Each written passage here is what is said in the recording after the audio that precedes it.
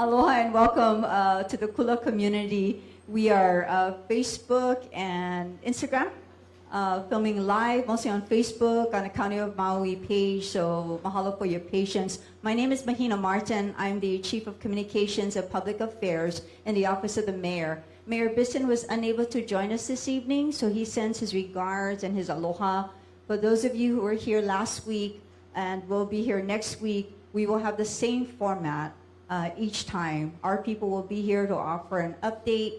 We'll take some questions from you and do our best, and then hang out and be available a little later. I do want to mahalo our support team and recognize Councilmember Yukile Sugimura, who is here this evening. She does a wonderful job for all of you. You'll be meeting our team a little later, but behind the scenes, of course, from FEMA, we have our American Sign Language team here with us at most of our, if not all of our community meetings, and our team on the communication side. I'll be turning this over to Darryl shortly. Oliveira, who is our interim administrator for the county's emergency management agency. I hope these meetings are helpful. We moved it to Tuesday at the request of many. From the last time, I see a thumbs up, so thank you. And Zeke asked you before we started officially, when you ask your questions, to use a microphone because we are sharing it with others who may have the same question as you, but would like to know what that is. So at this time, I'm going to turn this over to Darryl, who will go over our speakers tonight, give you an update, and we'll bring on Department of Health as we did the last time. We look forward to them coming to us in person sometime soon, and we wish you all a very happy Thanksgiving week, and thank you for spending your time with us. Darryl? Thank you, Mahina. Well, good evening, everyone. And again, thank you for coming out. I know you're giving up your time from your family to be here, hear updates from us, as well as share your concerns and questions. I'm not going to facilitate this evening's meeting because I want to introduce to you one of our MEMA staff, our Maui Emergency Management Agency staff. As you know, I'm the interim administrator, which means my contract is coming to an end actually this Friday. But I'm going to continue to support the mayor, the team, and all of you. Continue to be engaged, maybe remotely, but try to be here when I can. With that, we have a solid team in MEMA. Josh Akinde is one of our emergency management specialists. He has been kind of my right hand the whole time I've been here. Josh is a National Guard soldier. He's also a former police officer, and he's with us as part of MEMA. He actually came off his deployment with the Guard the same time I came to Maui to get back into the response. So he came out of his Guard detail to come back to work in the MEMA office. So with that, I'd like to turn it over to Josh to just get him introduced to you, get a face familiar with you. But we're all here as the county, as MEMA, to support you and keep things moving and keep things going forward. So with that, Josh.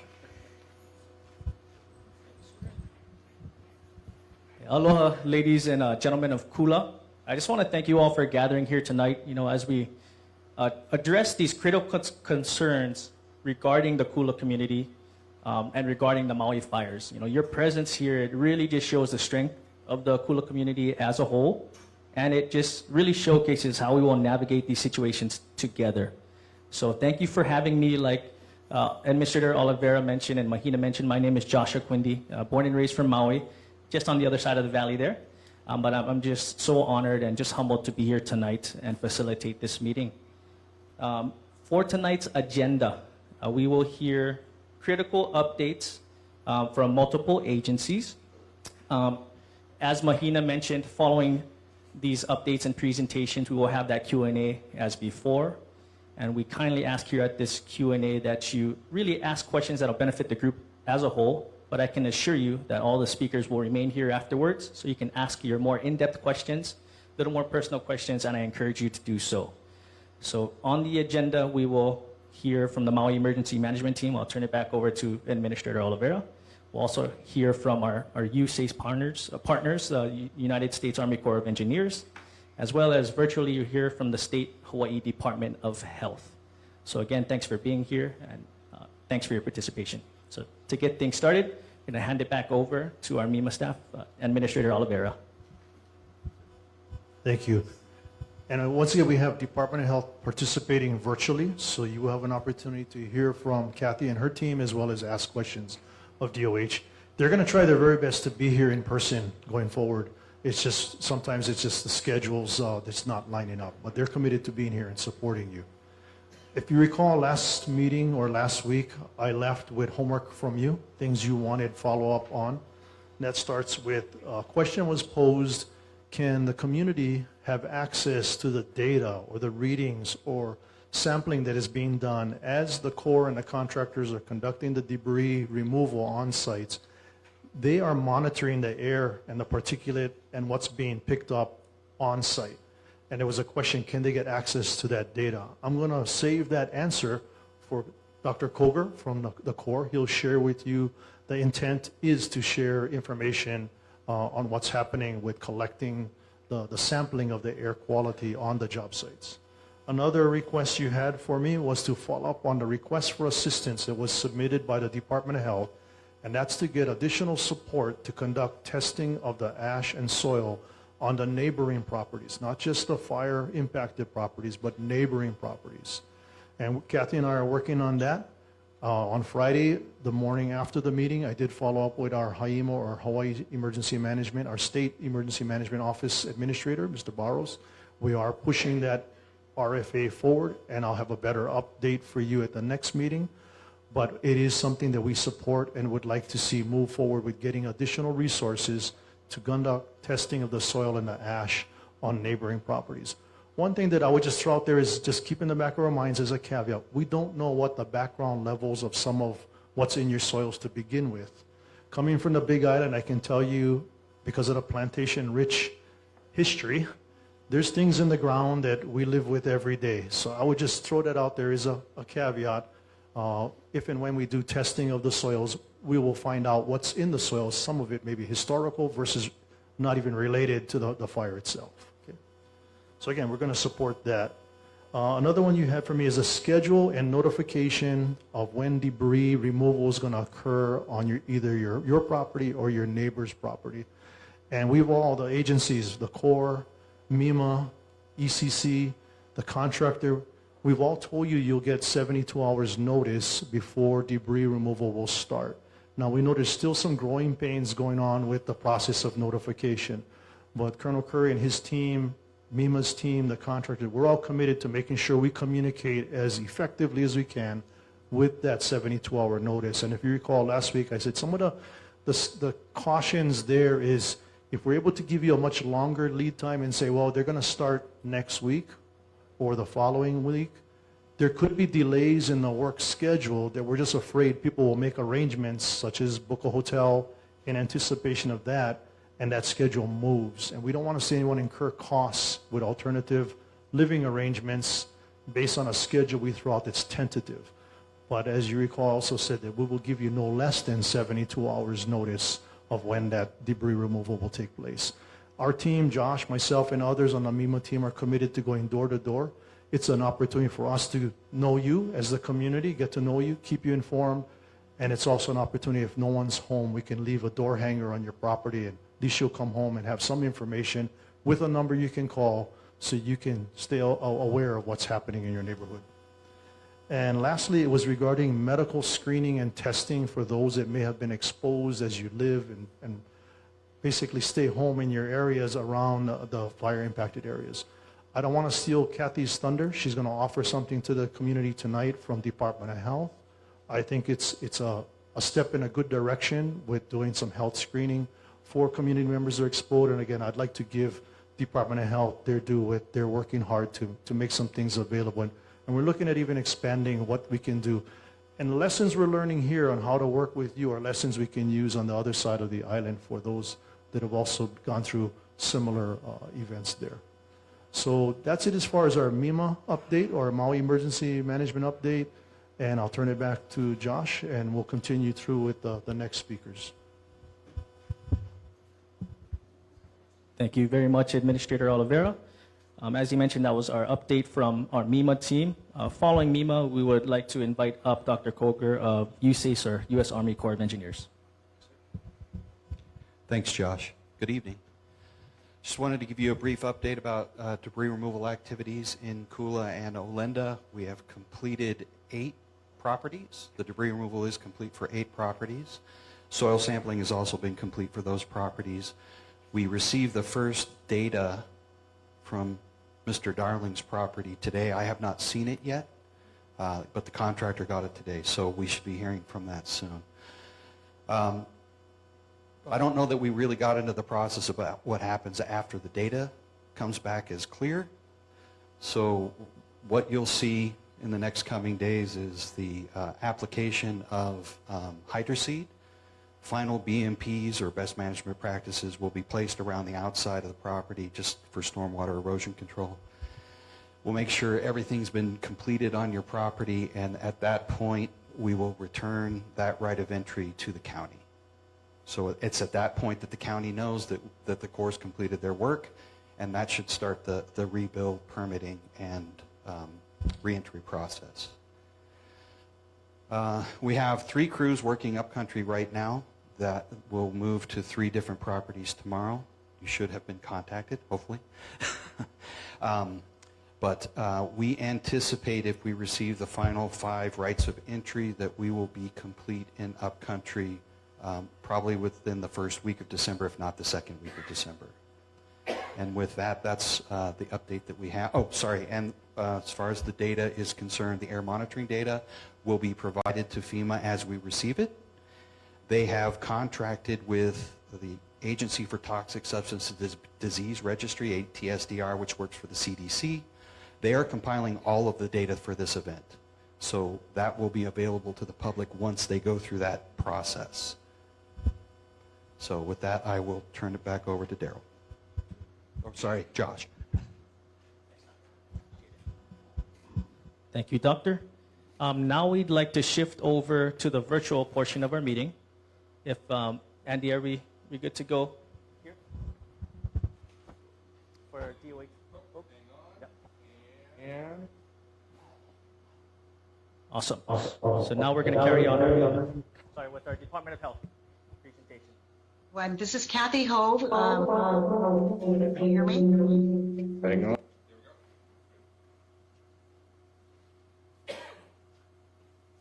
Go ahead, Kathy.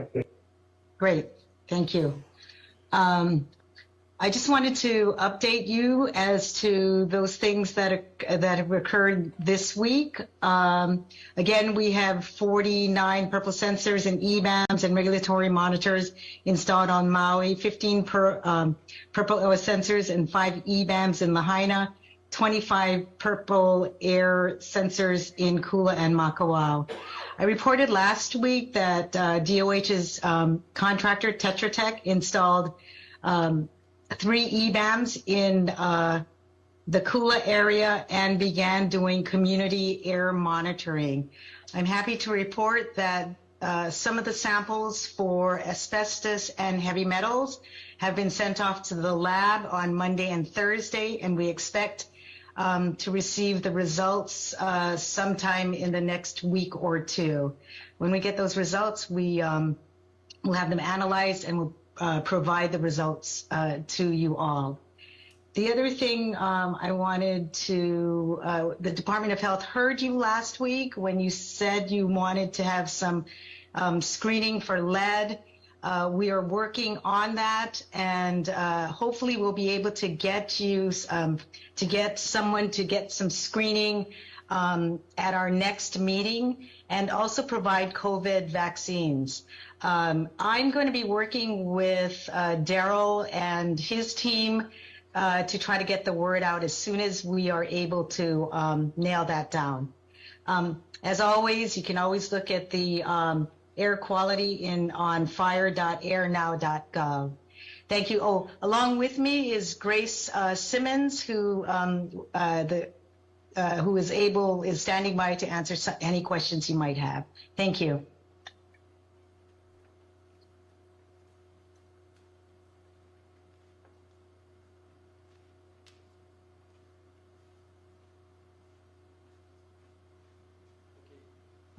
Check.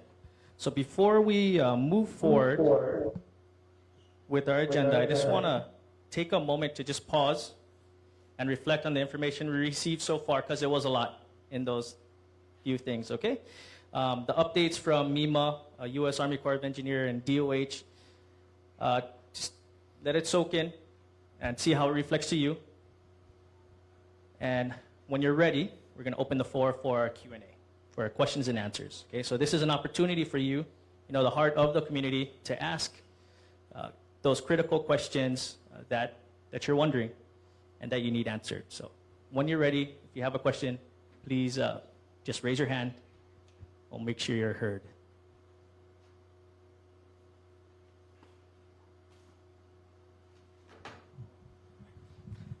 I live on Kula Circle, and right across the cleanup is going on, and they have the monitors, and it looks like a wind and air quality monitor. So are those meant to surround the cleanup site and move with the cleanup crew? That's my question. But it's actually my daughter's question. Sure. So we have a meteorologic station that tells us which ways the wind's blowing, so we go upwind and downwind. So we kind of establish a baseline. So we'll move them. Yeah, we move them as the wind moves. Yeah. And then when the properties that we see from our driveway are cleaned up, then those machines disappear to the next site? Correct. Okay, I see. Yep. Yeah, so it's basically, it follows the work practices. Yep.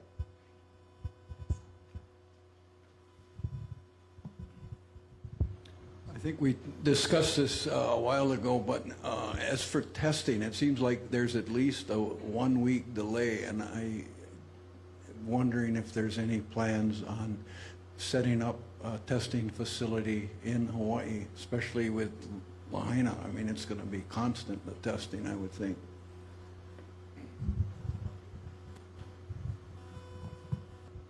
So just to be clear, it's testing of what they are sampling, the soil and the ash. So right now, as far as all the lab specimens get sent to a lab off island. So for the testing in Kula, we're doing all lab samples, but we're also using what's called an XRF, X-ray fluorescence. Looks like a ray gun, lack of a better term. That's a screening tool. So our hope is that once that gets properly calibrated, we can use that to make decisions real time in the field as opposed to waiting for 6 to 10 days for the lab to come back. And maybe just to piggyback on that, but ask for Kathy to chime in. We know that the Department of Health did some sampling in the Lahaina area, similar to what was done here. And I know you're waiting on results or have the results come back, Kathy, for Lahaina's sample. And are we seeing the same similar constituent makeup with arsenic, lead, and cobalt? Yeah, Daryl. So what we did was when we took the samples, we sent it off island for analysis. And results not back yet, correct? We have not received the results. I think we're going to get the results, Grace, correct me if I'm wrong, but I think we'll get the results in 2 weeks. In about 2 weeks. It does take a while because of the heavy metals and the other analytes. I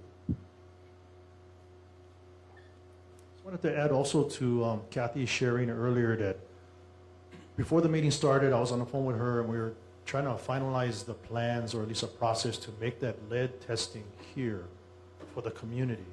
So bringing a van with a phlebotomist or a technician, it's a simple finger prick type of a test. They draw up a blood sample and very quickly they can tell you if you're going to have or you have lead levels of a concern in your system.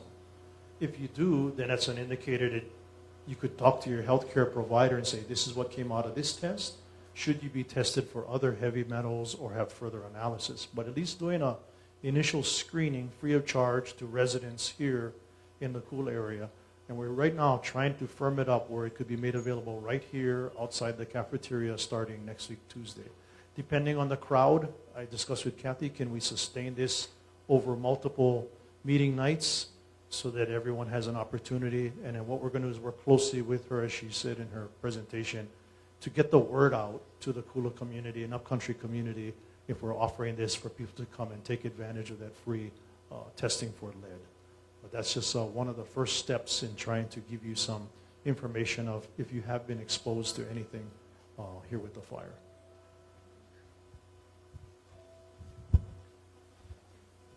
Thank you, sir. Any other gentleman in the back?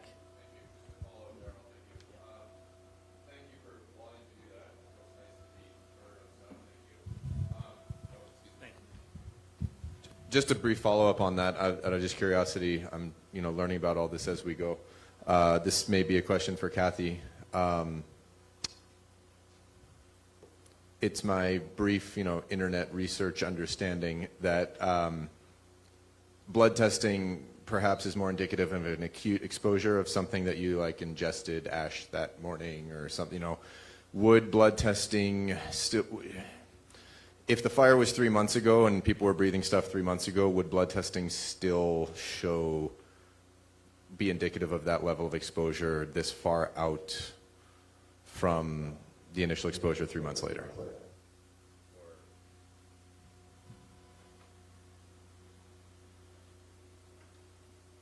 I'm sorry, I got part of the question. Re-ask it more succinctly. The question basically is, it's been thank you for wanting to do that and looking into it. It feels nice to be heard, so thank you. My limited understanding of this is that perhaps blood testing is more indicative of an acute exposure that was more recently, that happened to people more recently, whereas now we're 3 months plus out from the initial, whether it was ingestion or inhalation risk. And I'm just wondering if blood testing would still pick up long-term damage that may have occurred to people at this time if we were to be tested like next Tuesday. Yeah. So we're asking ATSDR, we're in discussions with ATSDR to do a lot more long-term study of the long-term exposure and effects on people who may have been exposed to the smoke and ash. I wanted to also mention that in addition to the lead screening, we will also be providing COVID vaccines for anyone who has not taken their latest vaccination.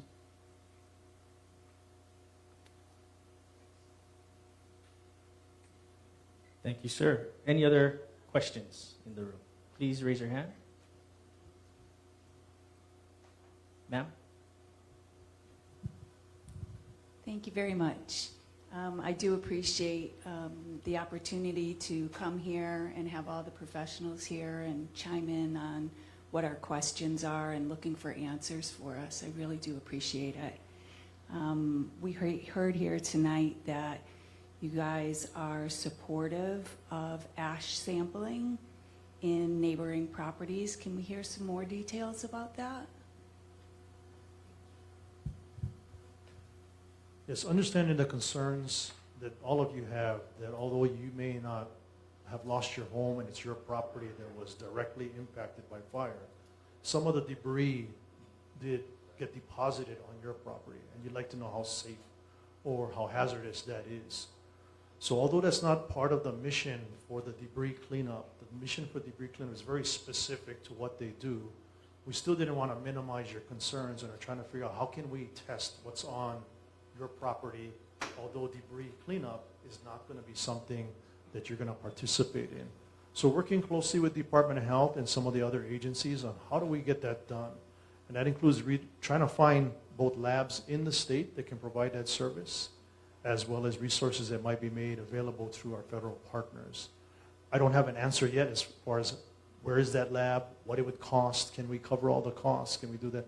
But we're definitely moving in that direction. Now I understand the concern is as time goes by, some of that is maybe washing away with the rain, some of that is maybe going into the soil, but we still want to move in a direction of getting it tested to give you peace of mind of whether or not there is or isn't any hazard that could be lasting in the environment going forward. And as I open up, my only caution would be is we don't know the background or baseline of what it started out with, if there were any chemicals already present in your property before that. But maybe there's an opportunity to work together and identify, I guess would be like control parcels that didn't have any impact, and what is the, I guess, background levels of some of these chemicals. I'm not a scientist, but I definitely understand the concern and want to make sure you have answers to your concerns. Sir. Yeah, I really appreciate the ash sampling on the adjacent properties. I spoke to this the last time we met, and I think it would be really valuable to have the point source data from the burn sites themselves. You know, that's where this stuff came from that people are worried about. And if we had that point source data, I think, linked up with what you can get from adjacent properties, we can really have a picture of the toxicity people have been exposed to.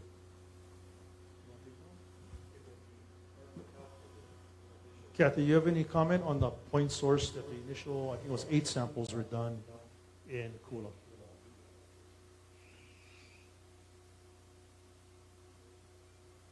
I'm sorry, Daryl, the audio is poor tonight, so could you repeat the question? Sure. So the question is, if you recall, Department of Health had 8 samples, I believe, from upcountry initially on parcels that were involved. Is it possible to share the point source data that was made or collected from those particular samples? Oh, yes, absolutely. I'm sorry.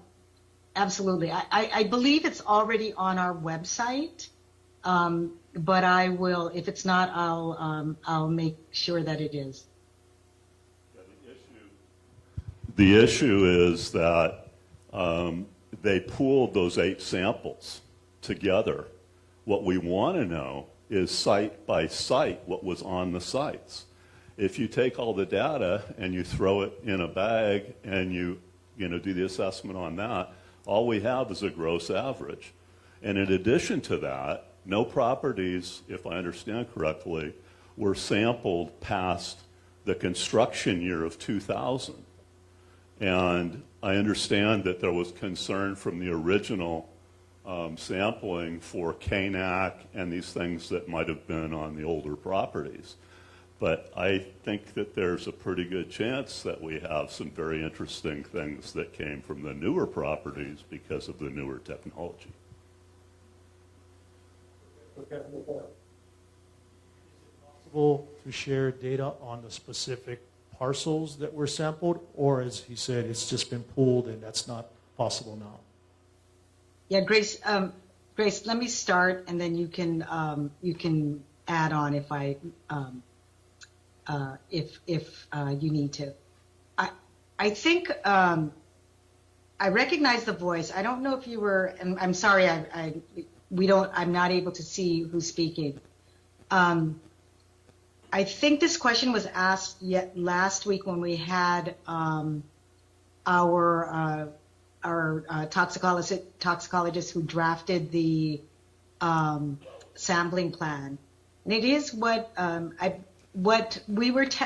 believe what he said was what we were testing for was the average of what was on of the homes in the area. So in that way, we didn't take individual samples, but we took what is called a multi-incremental sampling. So we put together a sampling plan and took samples of various homes that was representative of the community, and based on that, that's what we were testing for. What is the average constituents in the community, and so that's what we tested for by doing the multi-incremental sampling. Grace, do you have anything to add? No, but thanks, Kathy. That is the normal way that we take samples whenever we're looking to remediate a site. And so multi-incremental sampling is a standard that we've been using for over 20 years. And so that is indicative, I guess, of the area. I know what you're saying about discrete sampling, and that would give you a point, but that might in a section of the property, but that will not necessarily give you an indication of what's really on the property.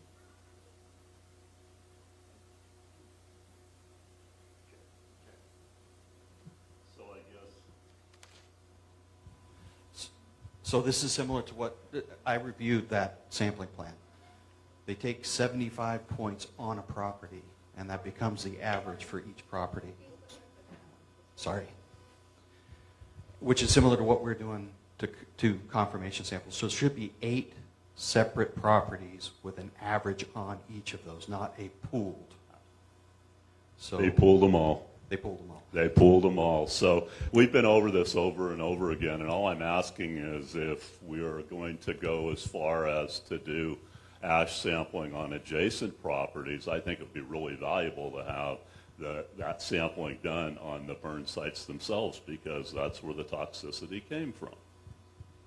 Understood. Sorry, I thought it was per parcel.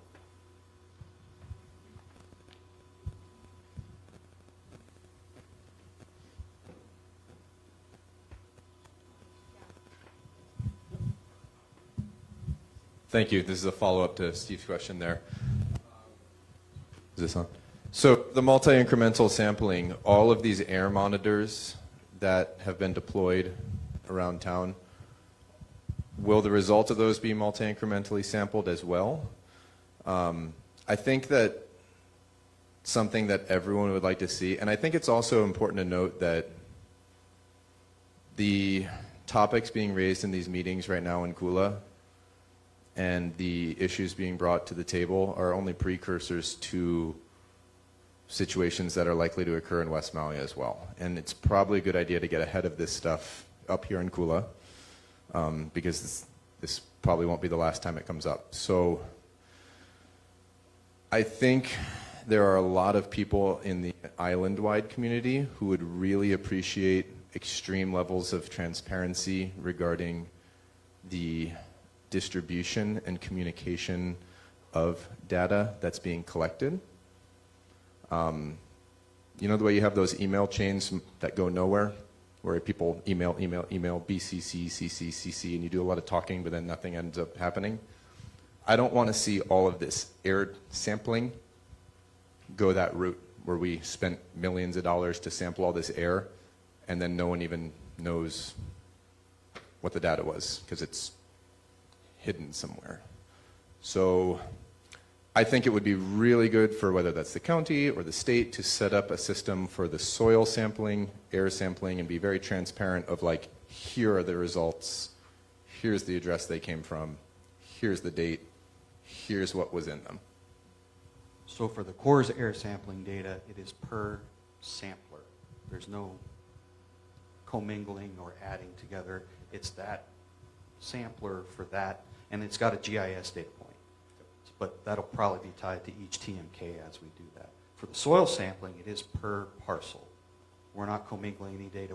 We actually have to get to a point where we can tell the county this met the criteria for rebuild. It met the residential standard. So that 75-point increment, while it's an average of all of that, it's just an average for that parcel. And that's how it's reported. But reported where? I think the sampling part's being done great. But where can we get the results of that sampling? Each and every parcel will have the sample results that go to that resident. That's their data. That's what gives them the ability to go to the county. But that is also personally identifiable information. If they want to share it after they have it, that's up to them. But we can't share it before that. Okay, great. And how about the air?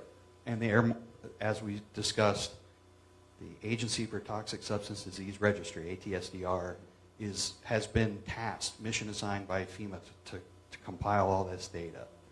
Now, how they're going to report that, I think they're still working through. But the intention from the Corps is to provide that for reporting. Okay. Yeah. I would encourage FEMA to prioritize their focus on how they're going to let people know what that is. I'd also like to say, just last thing, preliminary. I know this is a lot. This is overwhelming for a lot of people. It's a lot to work on. But some preliminary health data is perhaps showing elevated exposure to things that are tied to lithium-ion batteries, heavy metal compounds that have been known to be detected in lithium-ion battery exposure. If we had 20 homes here and there were 2,000 homes in Lahaina, again, there are going to be people that were exposed to things from lithium-ion battery exposure. And again, with only testing ash from sites that's from 2000 and new technology, I may suggest to the Department of Health that they put a degree of added focus towards human health concerns that are specifically linked to lithium-ion battery exposure and focus on that. So the metals evaluation would capture all the metals that come out of the lithium-ion batteries, except specifically for lithium. And if we have a known battery wall or car on the site, we're adding lithium to our sampling.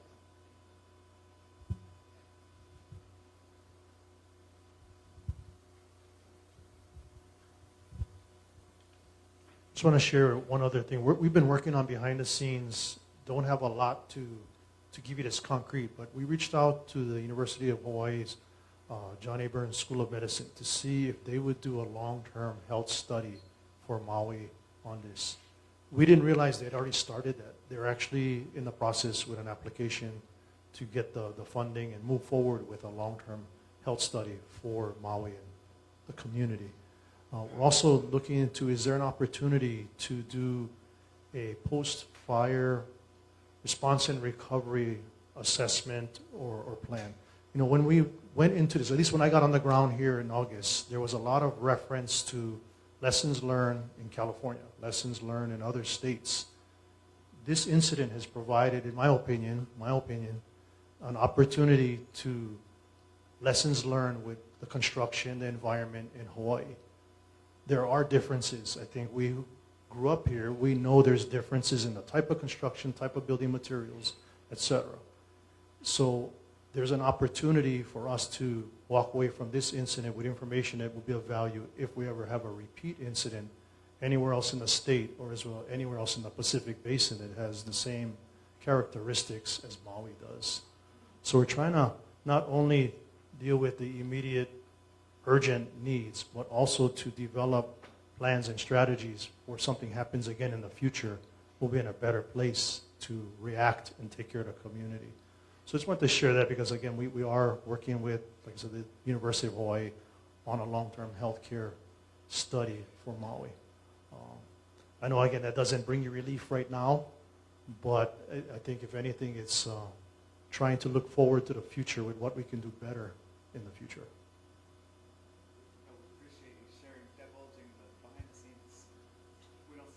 Yeah, and because we're going to be recognized as what are you doing now, right? We're an emergency management agency, but we're also looking at what can we learn from this going forward. Sir. Thank you very much. Yeah, I was lucky enough to have my property cleaned just today.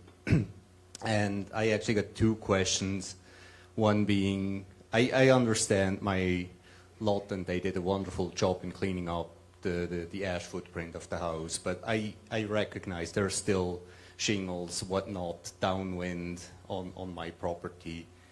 And doing the sampling, I guess it's going to be only in the area that's really been cleared and not down in my garden where I still see shingles. There's sort of a mix of just wood that burned, but because the wind was going that way, there's still stuff down there. There might be some cleanup happening still tomorrow on that I don't know. That would be one question, whether that's going to be a final walkthrough of sorts or whether there's going to be sampling in these areas as well. And the second question, since you touched on the future, if we could get maybe the statement from the county either today, probably not, but maybe for next week, on the permitting process. There's a lot of nice words on mauirecovers.org and slides, whatnot, but what has actually happened during the last 4 months, and maybe give us an update on where that process is. And we're getting close, right? We're having lots cleared. Hopefully we get the all clear and can go ahead, and we would want to understand what's going to happen there. Mahina and I were just talking about that today as a topic for a future meeting, and having the right building officials or county representatives here. We know they are working on processes in anticipation of building is coming, right? And as we heard from Dr. Koger, it's not that far off in the future where debris in Kula and upcountry will be done. So we'll make sure we go back to the team, see when we can bring you good, solid information on the processes going forward from the county. And it gets beyond the county, right? Because we know that with wastewater systems, that's Kathy's department, as well as, like I said, the county building division, engineers, et cetera. So we'll get that scheduled. Other questions? Yes, Tom. Last week, I gave a report on the ongoing cleaning at my property. And at the end, I said I was very happy. I was there every day, and I thought they were doing a great job. Thank you. And at the end, I said I reserve my final judgment until they complete.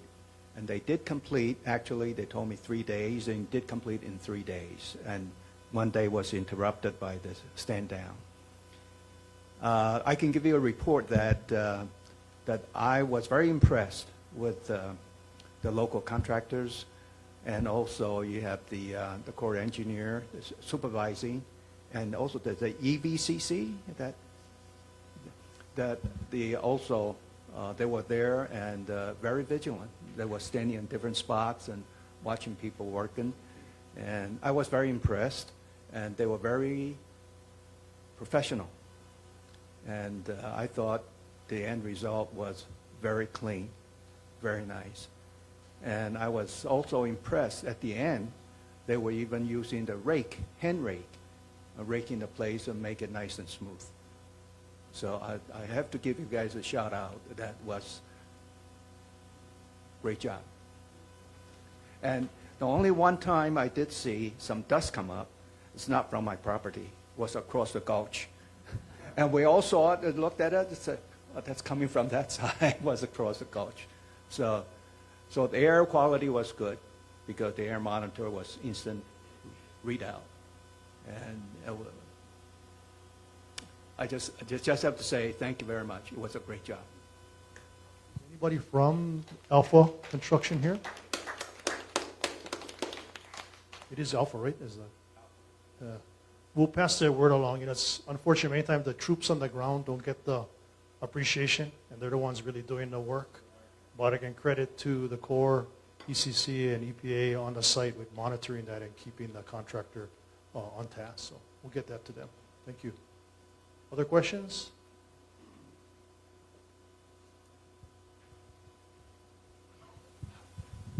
Thank you. Thank you very much for doing this. And Daryl, I guess you're going to be leaving us Friday, and you're going to leave Josh to lead us forward. So appreciate meeting Josh. I wanted to ask a question that's been mentioned in Civil Beat and Maui Now. And I want to tell you, I'm Councilmember Yukile Sugimura, and I have taken this wildfire debris very seriously and called community meetings. And there were some that this question is about, do we advertise or do we call meetings with the property owners, and is that private? I've always looked at it as private. I don't share that information. That's up to the property owners to do that. But I've called meetings, and the comments that I read in Civil Beat were the community said that they were not allowed to come and it was private. And I have to share with you that for me, the private meetings were the homeowners that we called together to talk to on the next steps forward. And it was so sacred to me. And if the people in the community don't care, then I would have advertised those meetings and made it a big public meeting, but I didn't think it was my place to make that judgment. But I wonder, in behalf of MEMA or U.S. Army Corps of Engineers, I don't know how you, or the county, how you normally treat that. And I really didn't mean for excluding the community, but I really was trying to protect the property owners, and I still feel like that. And if somebody can, say something, is it okay or not, or was I following a kind of steps forward that we should have or not? I'm wondering. Mayor's office. We're almost junket point. Mahalo, Council Member Sugimura.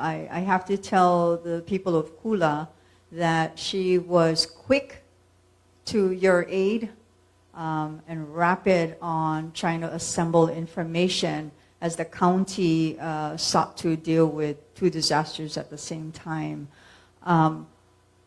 We have always tried to respect the individual property owners' rights first. That is first and foremost.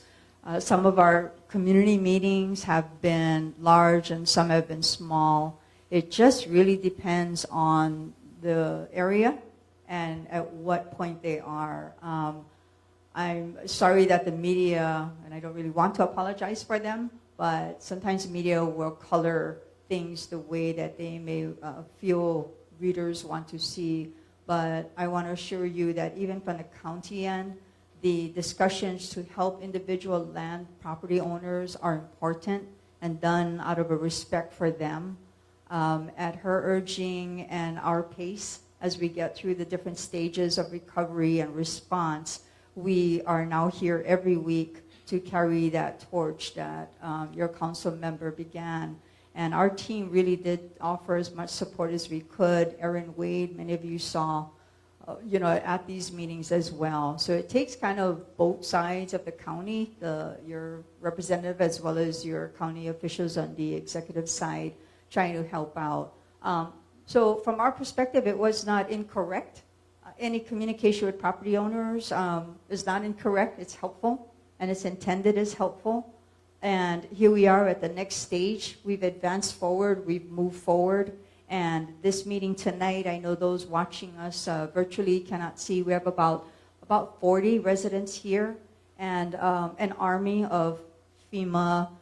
I think I see red. I almost said Red Cross, but it's the U.S. Army Corps of Engineers. We have, raise your hand. I think I see Red Cross here.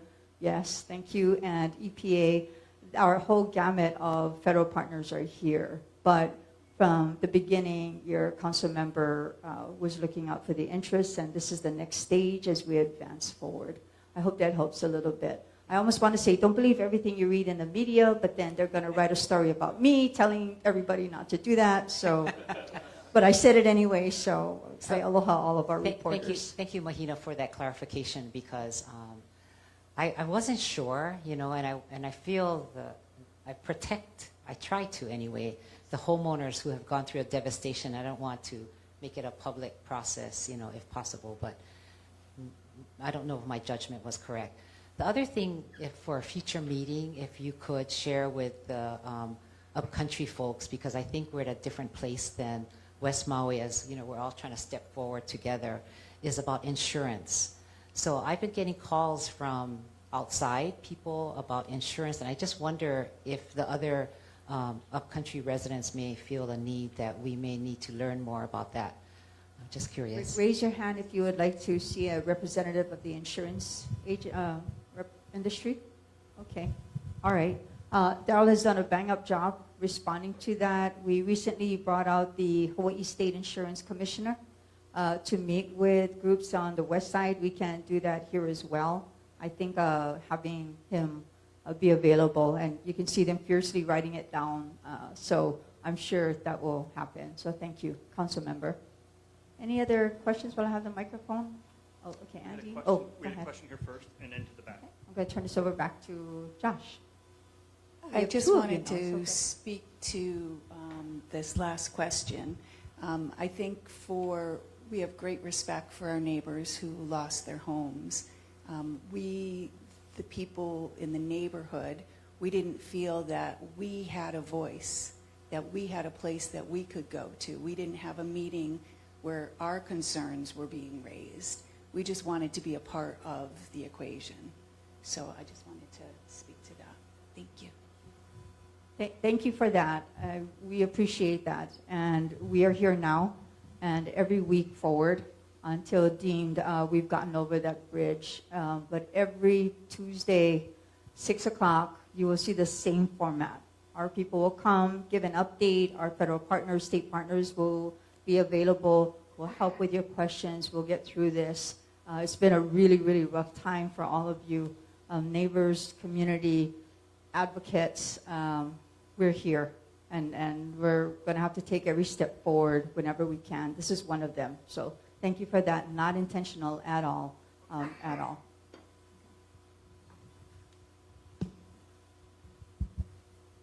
Sir, in the back. Hi, thank you again. Just real quick, nuts and bolts. Thanksgiving week schedule for Army Corps. What's your guys' work schedule this week? I understand that you deserve some days off. Just curious what the work schedule is this week. So our crews are taking Thursday off. Okay. Landfill's closed on Sunday, so it may not be a full crew day, but every other day we're working. Okay, so Friday, Saturday will be work days as well. Just so I'm not being like, are you going to be there on Friday? Just, you know, so people are wondering if people or crews are going to be there on Friday, Saturday. We're Okay. working Friday and Saturday, probably Thursday and Sunday will either be, we're off Thursday and Sunday may be a different type of day. Okay, appreciate that. Thank you. And I just want to echo Tom's statements. You know, I know sometimes I can be a squeaky wheel and ask hard questions, but I have been impressed thus far with the Army. You know, once you guys are on site, you're doing good work and getting it done quickly, and I'll give credit where credit's due, and just want to say thank you. I think it's been good so far for everyone that's been on site getting the work done. So I'm not, you know, I wanted to pass that along as well. Curious about the landfill. A couple people have asked me questions about the landfill. Would you mind talking through just some of the details of like when the trucks drive away from Kula? Like, is the ash being buried when the burrito is in its own area? Sorry, like what depth is it? I think I'm cutting out here, but I think the question is what's happening with the debris after it leaves your sites. Yes. And is going to, so all the debris from upcountry is going to Central Maui landfill. There's what they're calling the 80-foot buffer. So all the debris from this particular event is going into a line cell. We're putting daily cover over that, and then that will be covered and closed. okay. And is debris from West Maui going to go to the Central Maui landfill, or is it going to be in Wallow? It is going to stay on West Maui per the current plan. Okay, so that's all I can tell you. No, I understand. I'm sure you don't have all the answers, but you know, in the absence of questions being asked, people come up with their own answers. So I just wanted to raise some of these. So, all right, and yeah, it's being buried. Sorry, two last things here. We keep hearing about the wipe tests happening in West Maui at the schools, at Lahaina Intermediate and everything. Have there been any wipe tests performed in Kula anywhere?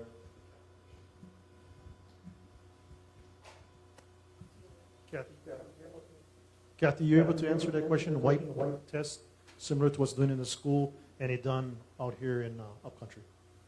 I am sorry. I am not aware of any wipe tests that is being done in Kula.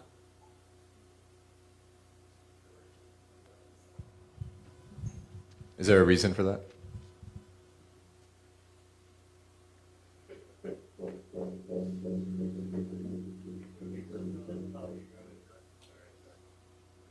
Is there a reason the tests aren't being done in upcountry? Well, you'll have to ask DOE about that. DOE is doing wipe tests at the schools. I don't, that's a DOE question. What about Steve's railing that's covered in like a 1/4 inch of ash after the Kona storm, or the Kona winds the other day? That's not a DOE facility, that's just a Kula resident. So if you we did send out some guidance document early on in the response. If you find ash in your home, you should wipe it down and dispose of the paper towel or the towel. Also, mopping, keeping your surfaces clear and clean was part of our guidance. Is there any way that we can just take our own wipe test samples and then submit them to somewhere, and we do the wiping and you do the testing?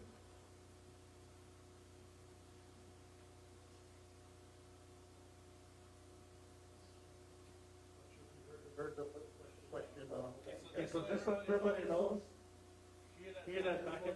Because we can only do a mic and then them, and then a mic and then them. So while you're live trying to talk and she's live, it's just going to echo back. So you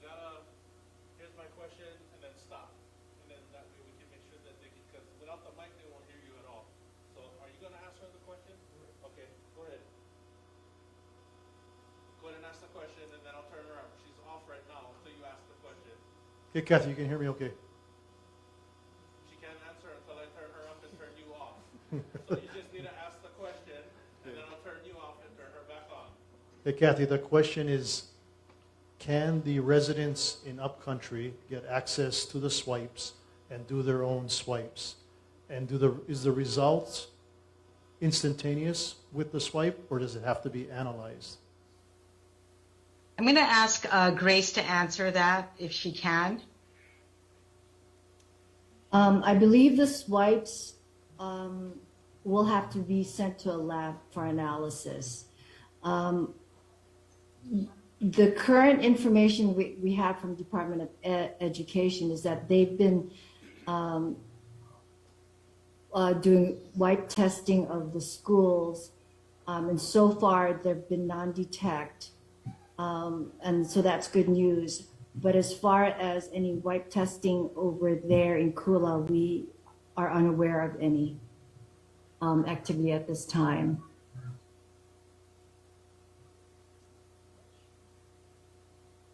Kyle, if you're okay, I'll follow up with them offline to see if that's something that can be made available or not for Kula residents who would like to conduct their own home swipe testing.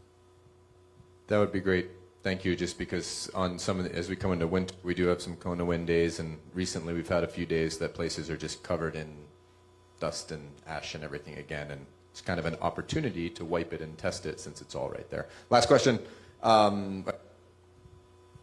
Department of Transportation about this. The bridge on Haleakala Highway that fire went right under, that bridge was built in 1934. It's not new. It was built in the territory of Hawaii, and it just had flames go under it. So just a reminder that State DOT may want to look at the integrity of that bridge before we get a big Kona storm and like logs come down sideways and hit the pillars or something. So just, we've spoken to them about it, but just an action item reminder.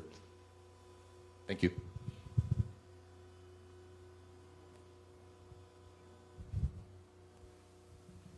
Thank you very much, sir. So we've been at it for just about an hour. We just want to be respectful of people's time, but still here. Sir, could you just please? I have an insurance question follow-up.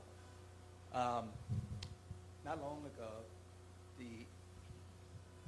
the insurance commissioner sent out a letter to insurance companies, and it was a very, very weak suggestion that they extend the lodging, long-time lodging, to, I think, 3 years. For example, Paradise, the fire in California, the governor really made a proclamation that at least 2 years for the people who got displaced from the home, totally. But this letter was so weak. I called my insurance company. They kind of said, "Oh yeah, we got it, but we haven't made any decision." I mean, most of us, depends on the policy. It's either a year or, I don't know, 2 years, but most of us get 1 year that insurance company will pay for the lodging. And I'm just wondering what's going to happen the second year. And we're not going to get the house built, probably looking at 3 years. But that letter was so weak. Some of the insurance lawyers, they laughed at that. They said, "What?" So what are they going to do to help us? Because that's going to be a very big cost. It's going to come out of the funds to build a house. I think we can help by bringing our insurance commissioner, who is the regulator of the industry, before you. And that's an excellent question to ask, and to see what more can be done and how more firm they can be as a regulator of the insurance industry. So I look forward to making arrangements with him to be here. Thank you. If not next week, the following week. Thank you. Thank you. That's a big concern for all of us where the houses got burned down. Absolutely, I'm sure. Just one last thing. I want to give Yukile. Where's Yukile? Thank you very much, Yukile, what you're doing for the community. Thank you.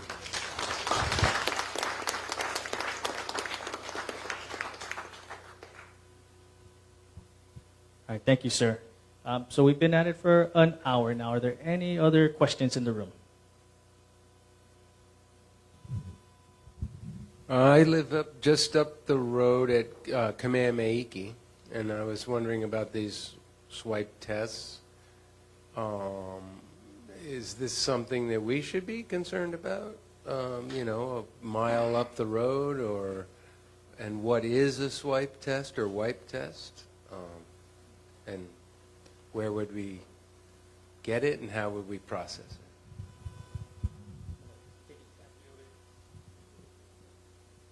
it? Hey, Kathy, we just have a question in the house. If you could provide a quick synopsis of what a swipe test is for those who don't know. And then again, for just that follow-on to you, sir, we will be working with them, as Administrator Oliveira mentioned, to see what we can do and get those tests out to you folks, as mentioned in the back of the room. But Doc, if you could provide a quick synopsis, that would be appreciated.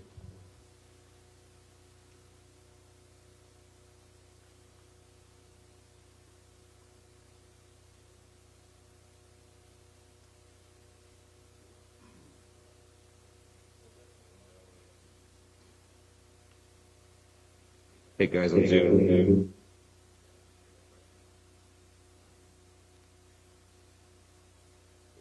We did not.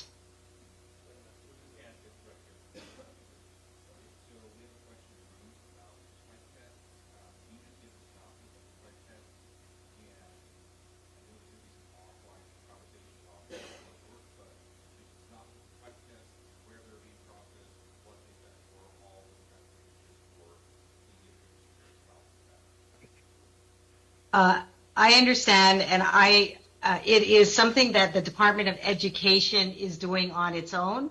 So I don't, I know that they're testing for heavy metals and lead, and I understand it's a cloth that they wipe, and they do it biweekly, and they get it analyzed. As we said in our guidance, if you see any dust, you should wipe it with, a wet rag, and you can dispose of it with in your ordinary household trash.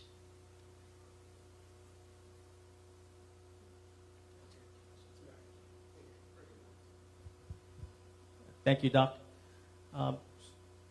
Sir?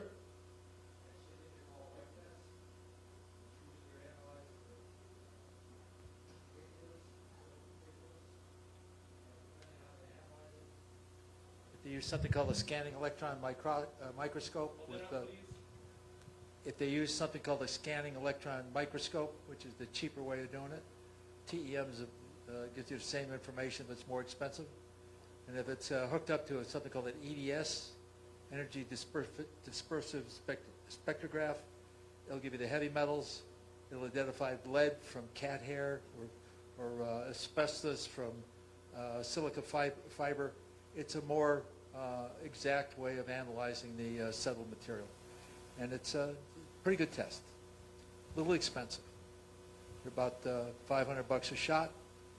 Usually you can turn them around inside if we do them local, well, they're not going to be done locally. But if they're done in California, it's going to take about 96 hours to get them analyzed. Easy to do. Thank you very much, sir. Okay. So we're talking about this would be our responsibility at our own homes. Because our house is extremely dusty from the valley, the agriculture, Kula. Dust just pours in the windows. So if we're concerned just to check and we wipe our own, where would we go to have it processed? That was my question.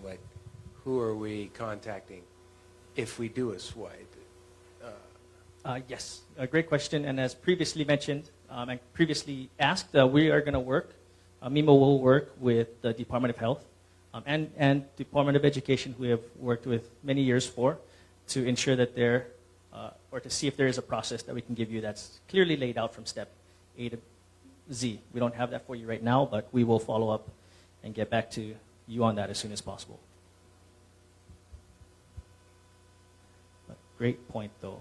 Seeing no other hands in the room, I just want to give Mahina the opportunity to give some closing remarks on behalf of the mayor. Thank you, Josh. And again, as we said earlier, Mayor Bisson could not join us this evening. Next week, same time, Tuesday, 6 o'clock, right here. We're not going anywhere. We'll be in the room tonight. So as we did last week, please come and ask all of our federal and state partners, our county team. I did want to mahalo Akaku. They've been following us around the island every time we have a community meeting. And I know he won't turn the camera on himself, but we really mahalo them for coming throughout the island no matter where we go. And if you're wondering why these two gentlemen have Ventura County firefighter emblems or logos on their shirts, is because they're part of a team that has come from across the country to help the county fulfill whatever needs we have. So we have here Andy and Jason from Ventura County firefighters. They're part of our public information team so that our team can get the support to conduct today. This is technically, a lot to do each time, but we're very, very happy. And I really want to thank all of you for spending your time. And as difficult as the week and the days have been, this Thanksgiving, please know we give you our truest mahalo and aloha for everything that you are going through. And we ask for your patience and prayers to help each other as well as to guide us as we move forward. So thank you again, everyone, and to our team, Darrell and Josh and everyone. Terrific job. Aloha.